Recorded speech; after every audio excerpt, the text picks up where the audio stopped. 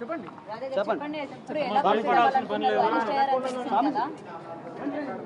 Arrest అయినని మాత్రమే తెలుసు, ఇంకా తనకి శిక్ష పడాలి కదా. పోలీస్ డిపార్ట్మెంట్ వాళ్ళు చేసిన ప్రకారంగా వాళ్ళు చేశారు, మిగతాది ఇంకా కోర్టు చూసుకోవాలి కదా. ఇప్పుడు పూర్తిగా హ్యాపీనెస్ అయితే ఏం లేదు, తనకు ఖచ్చితంగా శిక్ష పడాలి, అదే నేను కోరుకుంటుంది. అయితే ఇప్పుడు అంటే నెక్స్ట్ ఇప్పుడు ఎలా ప్రొసీడ్ అవ్వాలనుకుంటున్నారు ఏంటి అంటే గతంలోనే ఆల్రెడీ ప్రూఫ్స్ కానీ లేకపోతే మీ మ్యారేజ్ వీడియోస్ కానీ ఆరెంజ్ ఫొటోస్ కానీ అడగడం జరిగింది, మరి ఇప్పుడు అవి ఏమైనా ప్రవేశపెట్టే అవకాశాలు ఏమైనా ఉన్నాయి? ఎందుకంటే ఈ కేసుకి ఏమైనా బలపడే ఛాన్సెస్ కూడా ఉంటాయి కదా. మీరు కూడా ఉన్నాయి, ప్రూఫ్స్ ఉన్నాయి, నేను కోర్టుకి సబ్మిట్ చేసుకుంటాను. నేను లీగల్గానే వెళ్తున్నాను కాబట్టి నేను చేసుకుంటాను. నేను కొన్ని పర్సనల్గా ఉంటాయి కాబట్టి నేను మీకు ఇవ్వలేను. సో నా కేసు కూడా సార్ చూస్తున్నారు, నేను ఆయనకు సబ్మిట్ చేశాను, పైన మహిళా కమిషనర్ కూడా నేను సబ్మిట్ చేశాను. సో నేను కోర్టు ద్వారానే వెళ్ళిపోతాను. ఇప్పటికీ మీడియాకి ఏమి ఇవ్వాలనుకోవట్లేదు అంటే పర్సనల్ అంటే వేరే మ్యారేజ్ ఫొటోస్ ఇప్పుడు నాకు కూడా కొన్ని డీటెయిల్స్ నాకు నిన్ననే వచ్చాయి.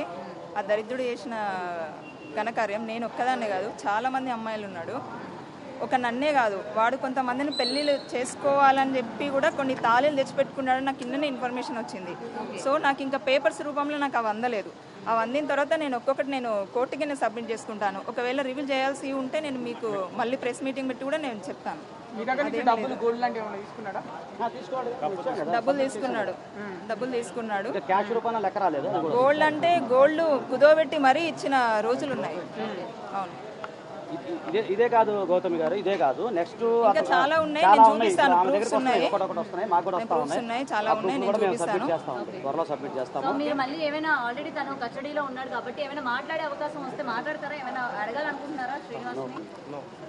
అతను కనిపిస్తే బతుకుతాడనే గ్యారంటీ అయితే నాకు లేదు. నాలాంటి చాలా మంది అతని మీద, అంటే నా బాధ చెప్పుకుంటున్నాను, మీరు తప్పుగా అనుకోవద్దు, అంత హరాస్ చేశాడు తను. చాలా వెక్స్ అయిపోయారండి మహిళలందరూ, చాలా మంది ఉన్నారు. ఇప్పుడు మీరు ఈ గ్యాప్ లోని మీరు వచ్చిన తర్వాత ఈ 1 వీక్ గ్యాప్ లోని ఇంకెవరైనా బాధితులు మీకు ఏమైనా ఫోన్ చేశారా? చేశారు, అదే చెప్తున్నాను, విత్ ప్రూఫ్స్ తోటి ఉన్నాయి, 1, 2 కాదు. వాడు చేసిన అరాచకాలంటే ఎన్ని ఉన్నాయంటే జనవరి 1, 2025 రోజున సార్ గురువు గారు సార్ మీరు కూడా ఉండాలి.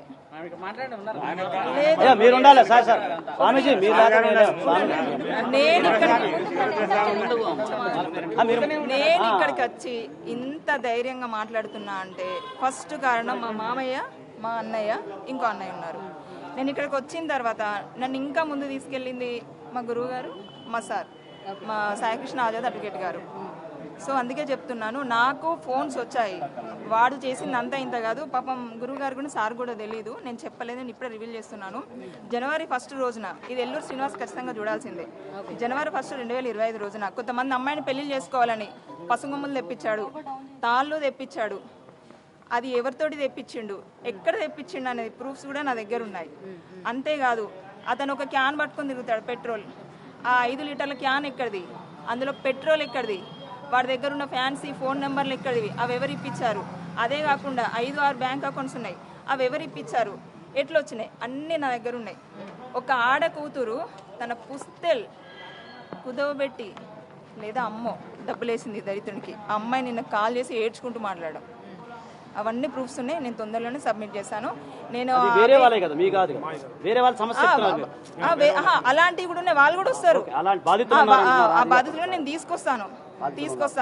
నేను గురువు గారు, మా సారు వాళ్ళ సమక్షంలో నేను తీసుకొచ్చి కూడా నేను మీకు పెడతాను. సమాజం మొత్తం ఉన్న డౌట్ ఒకటే, ఆయనకు నిజంగా మంత్రాలు వస్తాయా, ఎందుకు ఆడవాళ్ళు ఇంత తొందరగా లొంగుతున్నారు ఆయనకి అనేది డౌట్ ఒకటి ఉంది, అదొకటి చెప్పండి. అది నాకు కూడా ఉంది, డౌట్ ఉన్నాయి అని నాకు కూడా 50%. అదేదో వశీకరణ అదేదో అంటారు కదా, సో అట్లా సిగ్నేచర్ పెట్టడానికి గ్రీన్ సిగ్నేచర్ అంటే అసలు ఎందుకు పడిపోతున్నారు ఆడవాళ్ళు అట్లా ఆయనకి శ్రీనివాస్, అదే మెయిన్ ఇప్పుడు ఆలోచన అందరూ.